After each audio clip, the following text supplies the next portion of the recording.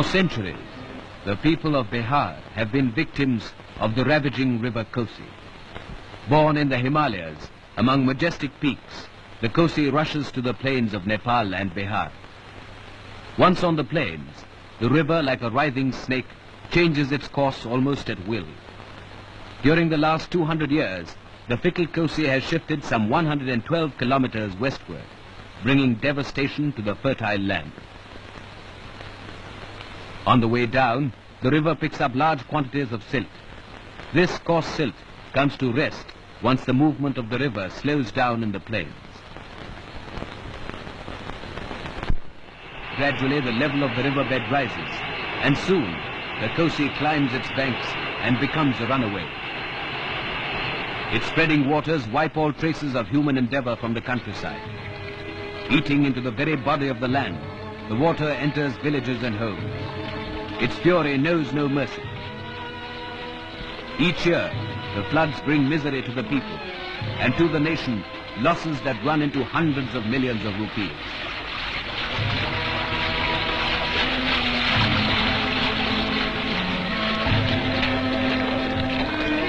Communications are disrupted. Crops are washed away. The land, coated with coarse silt, is rendered dry and arid for generations.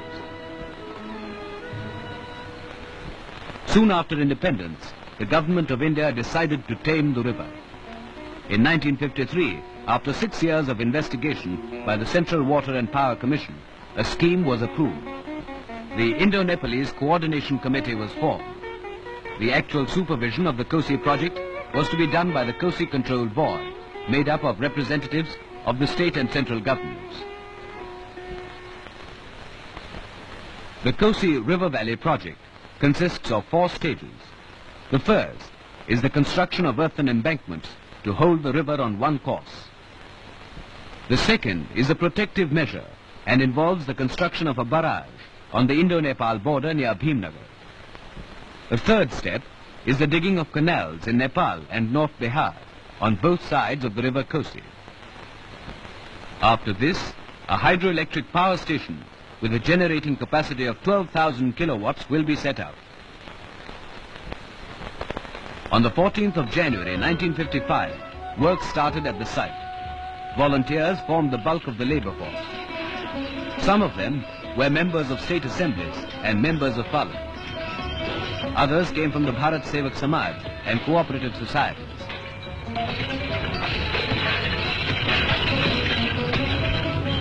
The National Cadet Corps and the Auxiliary Cadet Corps lent their help too. It was the first time so many social workers helped in a project like this. About 243 kilometers of embankments were completed, thus confining the Kosi to a breadth varying from about 4.8 to 16 kilometers.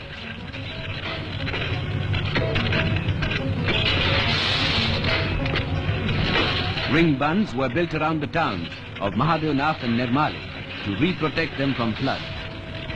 Eventually, 300 villages will be submerged. About 1,015,000 people have to be resettled at a cost of about 21 million rupees. But the cost and the effort are negligible in comparison to the benefits of this river valley project.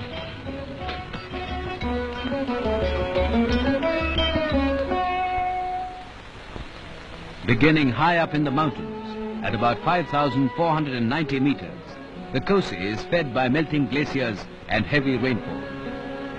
Draining an area of about 62,160 square kilometers, the Kosi is joined at Triveni by its 2 tributaries, Arun and Tamil.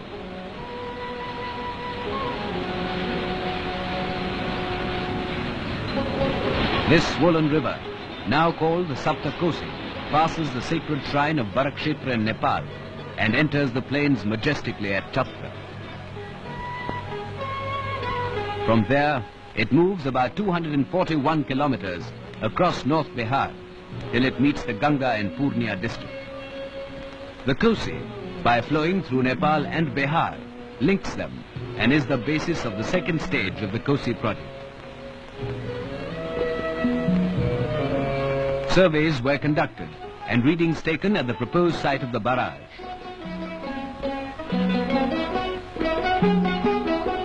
On the 30th of April 1959, the second stage began. His Majesty the King of Nepal laid the foundation for the barrage. Prime Minister Nehru was also present. The ceremony was another link in the chain of friendship between India and Nepal. For the thousands of people inhabiting the area, the occasion marked the beginning of better times.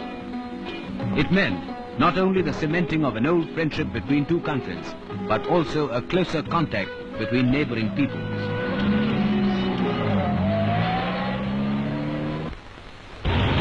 From the initial blasting of rock right through the numerous phases of the project, they are now working together for a common end. Thus, it has been not merely an opportunity for men to learn about machines, but men to learn about men. During the peak season of the construction, about 1,020,000 workers were employed at the barrage site. They came not only from Bihar, but from the corners of India and Nepal as well. Also aiding in this gigantic scheme were machines that roared tirelessly on, working day and night. Huge machines capable of handling the work of many men put together added speed to the project. Large quantities of earth had to be transported and dumped.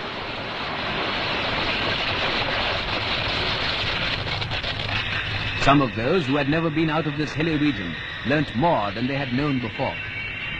And along with their knowledge, their standards of living rose too. For the construction of the barrage meant many new jobs. Steadily and with care, the plans were put into practice. Slowly but surely, progress has been made. A solid structure of reinforced concrete has arisen. A structure strong enough to withstand the ferocity of the river coast. On this barrage will rest the protection and safety of millions of people.